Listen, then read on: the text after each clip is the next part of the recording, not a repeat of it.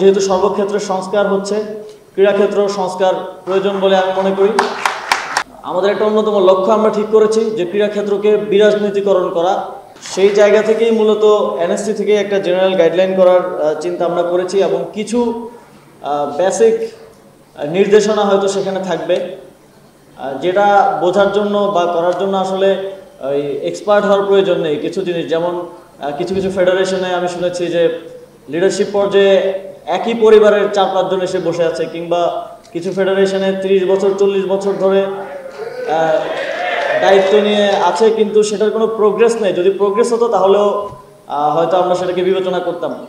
তো এই জেনারেল জায়গাগুলোতে কিছু ইনস্ট্রাকশন আমাদের থাকবে। যেহেতু সর্বক্ষেত্রে সংস্কার হচ্ছে, ক্রীড়াক্ষেত্রেও সংস্কার প্রয়োজন বলে আমি মনে করি এবং তার আমাদের একটা অন্যতম লক্ষ্য আমরা ঠিক করেছি যে ক্রীড়াক্ষেত্রকে বিরাজনীতিকরণ করা। ক্রীড়াক্ষেত্রে এতদিন যেটা হয়েছে, প্রত্যেকটা ফেডারেশন, জেলা ক্রীড়া সংস্থা, উপজেলা ক্রীড়া সংস্থা, আমাদের বিভাগীয় ক্রীড়া সংস্থাগুলো রাজনৈতিক পার্টি অফিসের মতো আসলে অ্যাক্ট করেছে। সেই জায়গাটা থেকে আমরা সরিয়ে আনতে চাই। আমরা চাই না একটা রাজনৈতিক পরিবর্তন থেকে আরেকটা রাজনৈতিক অবস্থার দিকে আমরা আবার যাই। আমরা প্রকৃত অর্থেই যারা ক্রীড়া সংগঠক, যারা ক্রীড়া নিয়ে কাজ করতে চায়, হ্যাঁ তার রাজনৈতিক পরিচয় থাকতে পারে, কিন্তু সেটার প্রভাব যেন ক্রীড়াক্ষেত্রে না আসে সেটা নিশ্চিত করতে চাই।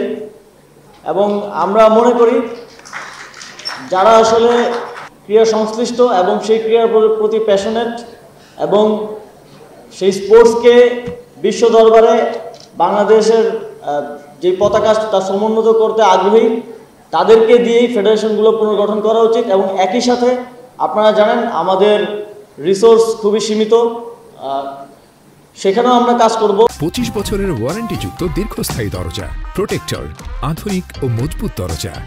বাজেট বৃদ্ধির জন্য আমরা ইতিমধ্যেই কিভাবে করা যায় সেটা নিয়ে আমরা কাজ করছি, কিন্তু এই সীমিত রিসোর্সের মধ্যেই ক্রীড়াক্ষেত্রে স্পন্সর খুব জরুরি এবং সেই স্পন্সর আসার জন্য ফেডারেশনগুলো এবং সার্বিক ক্রীড়াক্ষেত্রে একটা পরিবেশ তৈরি করতে হয়। আমি ইতিমধ্যেই বিভিন্ন ব্যবসায়িক প্রতিষ্ঠানের সাথে যখন কথা বলছি যে আপনারা আমাদের ফেডারেশনগুলোকে স্পন্সর করুন, তাদের সবারই একটা জেনারেল ফিডব্যাক আসে যে সেখানে তো সেই পরিবেশটা নেই যে আমরা স্পন্সর করব। আমি যে টাকাটা দিব আমাদের কষ্টের অর্জিত টাকা, কষ্টের ব্যবসায়ের টাকা, সেই টাকাটা যে ঠিকভাবে খরচ হবে তার কোনো আসলে নিশ্চয়তা নেই। কারণ আমরা প্রায় এর আগেও দেখেছি, এখনও শুনি যে প্রায় বিভিন্ন ফেডারেশনের অর্থনৈতিক দুর্নীতির খবর আমরা দেখি।